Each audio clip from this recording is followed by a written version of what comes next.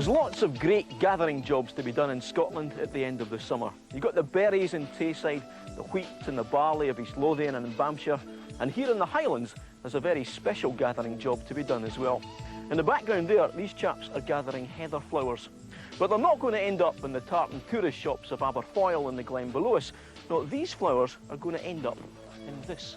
The magical, mysterious brew, first invented by the Picts, heather ale.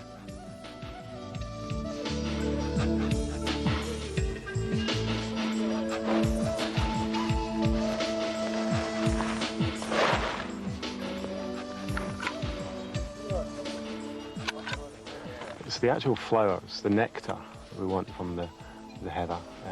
This is the ambrosia that we use, and it has an astringency in it. I'm not going to What's astringency? Astringency is a dryness. Right. If I was to put this in my mouth and chew it just now, I wouldn't be able to raise spit afterwards. It's not the kind of thing you would imagine people making into beer. It has a huge historical precedent. I mean, it goes back to about the 2000 BC on the Isle of Rum. There's apparently a Neolithic shard which had traces of a fermented beverage made from heather. Now that's then since then the Picts have brewed it, and Robert Louis Stevenson wrote a wonderful poem about that. I mean, Scottish history is steeped in folklore about heather ale. So how much heather do you actually need to produce a bottle of this? Is it bottles per bag or bags per bottle? It's probably 24 or 30 bottles in a bag. You use an awful lot more heather. Heather doesn't have the same high flavour element that hops have got, so you have to use an awful lot more. Does it damage the heather at all? It's totally renewable. One of the great things about what we're doing is it's an alternative to burning it. And we're picking it now, as you can see it's gone off, but this is the option. If we wait another week, it'll all be brown, and there's no value in that for anybody. So what we're doing is taking a totally renewable resource, cutting it back. It actually grows better the following year. We've gone back to the same patches, come back here next year, and the bits we've picked, you'll see much healthier blooms on than the ones that have been left alone. What kind of beer are you trying to produce? I mean, how different is it going to be from, as I said, the traditional pint of heavy, pint of lager?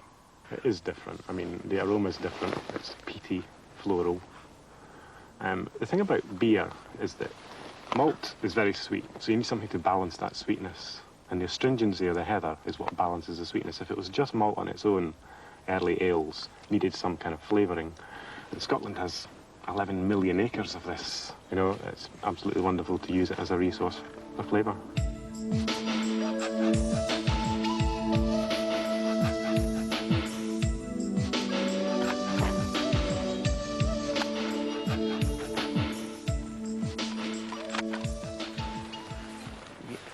Give it a spoil on this beautiful one about now. Yeah, of course, one of the other things we need to get here is bog myrtle. I'll take you over here where there's a load of wild bog myrtle growing. We use this as a bittering herb. Why? Well, it balances the sweetness. Is it? And just take a bit of that in your hand.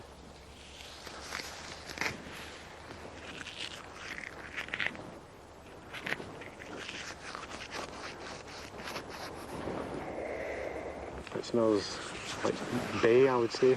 Bay leaf? Between bay and sage. And that there is the herb that we're going to use in the beer. It's much easier to pick, and it's wild. Look at this, I mean, there's a sea of it here. We picked this to a ratio of 1 to 10 of the heather.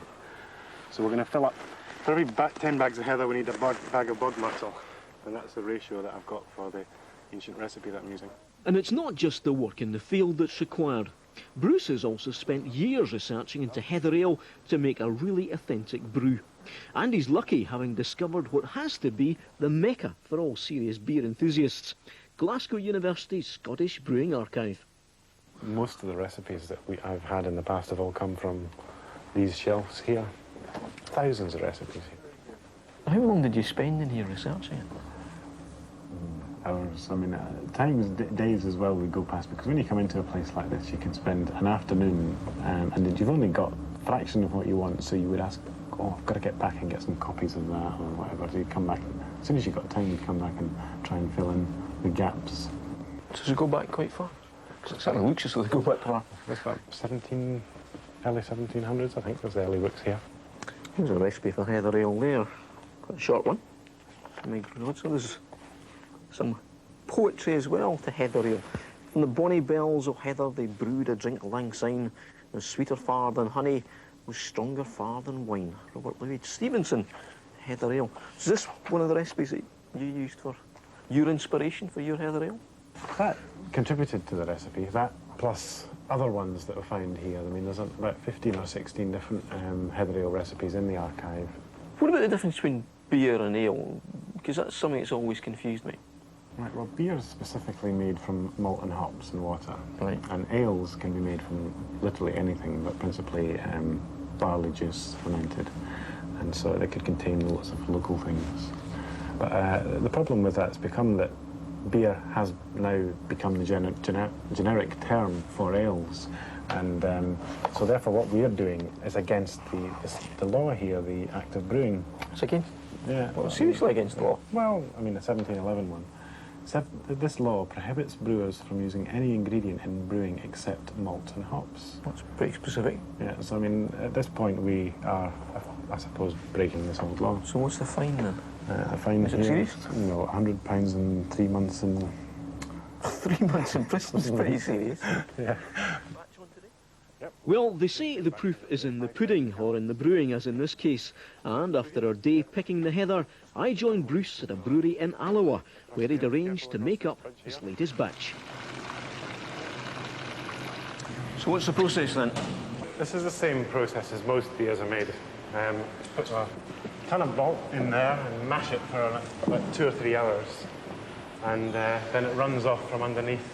And we collect the barley water, which is running out here into the kettles. So what's happening here? Here we have 5,000 gallons of boiling hot liquor. Which Seething cauldron of home brew. That's right, yep.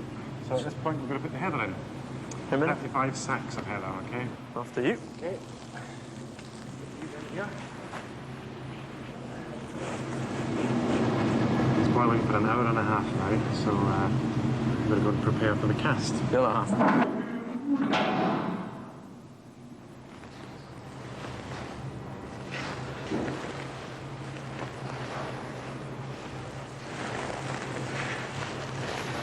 So what's this stage? This is for smell, is it? This is aroma value. Technical.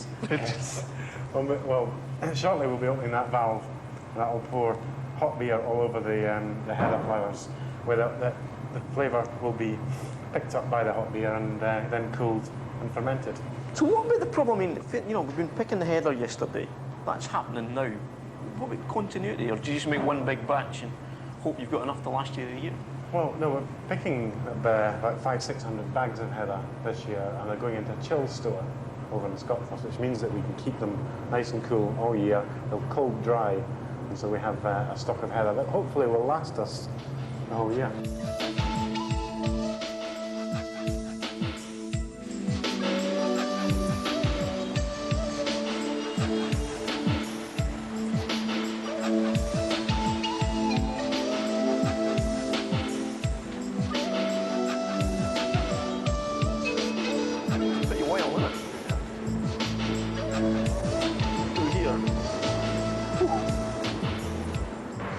Well, here we've got all the beer inside a fermentation vat, and the yeast has been pitched into it. And as you can see, the yeast is working, it's frothing up and doing its work. Now, its job takes about 4 or 5 days, but it turns all the sugars into alcohols. So the next stage is the pub in a week's time? Right, so we're going to have to be patient now. We shall try.